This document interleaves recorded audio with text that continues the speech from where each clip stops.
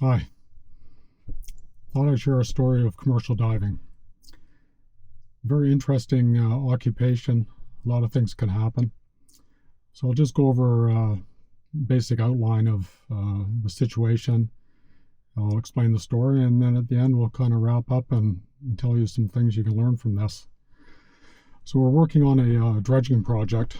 One of the lake's milfoil weed, nuisance weed in lakes here in BC. And at the time, they would have big barges, humongous pumps, and big dredge suction hoses. And the idea is we would do sections at a time, start fairly deep and work our way up. It wasn't super deep, like 40 feet to the surface. So you could stay down. We'd be down 4 hours at a time. That was our shift: 4 down, 4 up. So I was down at this time. We were using tanks on this job, not surface supplied. Just we had noise issues, so tanks were a better way to do it. You get very comfortable being at that depth, almost complacent, which is the way you die. No doubt about that. So working with tanks, we use most of the air. Wouldn't have much reserve left. Get down to 100 pounds, which is basically empty.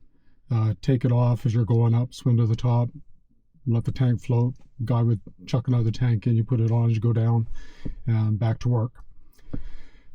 Pretty much zero visibility because it's really silty bottom.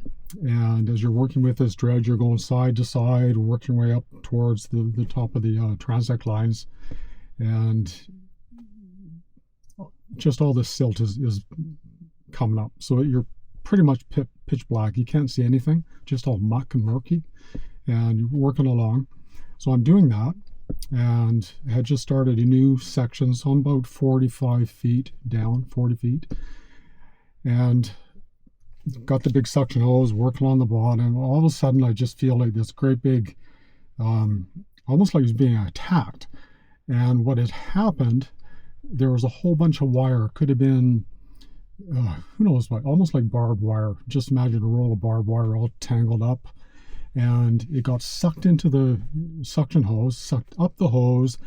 At the same time, it was wrapping around me. So now I've got this hose stuck against me. Can't move really. 100 pounds of air left.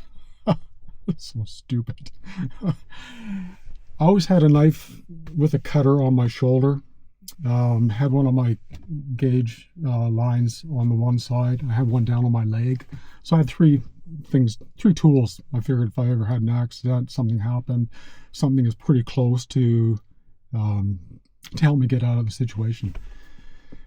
So I'm grabbing the one knife and I realize, okay, there's a bunch of wire here, tremendous amount of volume through this hose. I couldn't pull it out. I'm trying to, but it's just not coming anywhere. So I'm working away calmly, because the more excited you get, the more you want to breathe. Your breathing picks up and you run out of air quicker. So I'm like, okay, calm, stay focused, calm. As I'm working through, trying to cut some of this wire out, trying to clean this mess up. And I'm not getting very far. And I'm starting to see all the little black lights coming on, running out of air and starting to black out. Just at the time that I wouldn't have woken up again. Basically, I would have drowned, no doubt about that. The suction hose stopped, and I was able to pull the wire out. Got out, dumped the tank, went up to the top, just swam up to the top, get to the surface, catch my breath. So survived that. So what happened? Being stupid, sucking all the air out of your tank before you should. Learn your lessons. Get cocky because you're really good at what you do, and you pay the price.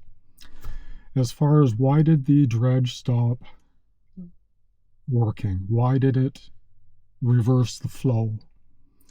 So something you have to understand, this is a really big 8-cylinder diesel pump. Lots of valves, lots of procedures to go through to stop it, to reverse the flow. It doesn't just happen. It's impossible. It doesn't happen. Guys have to work on it to do that. So I get up to the surface, catch my breath, and should explain, for the 4 hours that you're on the surface, you're a dive tender. So you're maintaining contact with the diver down below. A lot of it's visual. You get to know, even from the pattern of the air, the bubble pattern coming up, whether the person's working hard. It's almost like a language in itself. After a while, you just get very used to it. You understand it really, really well. So, got to the top, look at the barge. There's the guys. There's 2 of them talking. The beach is about 40 feet away. 2 bunch of girls on the beach talking to them. Meanwhile, I just basically almost drowned, and so we had a bit of an altercation, getting back on track. And I said, why? Finally, I said, why did you shut the dredge down? What? And they said, we didn't. I said, yeah, you did. You guys, you can't just, it doesn't do what it just did. They said, Bill, we were talking to the girls. We didn't do it. That's something else to talk about in another video. Anyhow, very interesting how that whole thing worked out. So, what could have been done differently? Well, for sure not draining a tank like that. That's really stupid.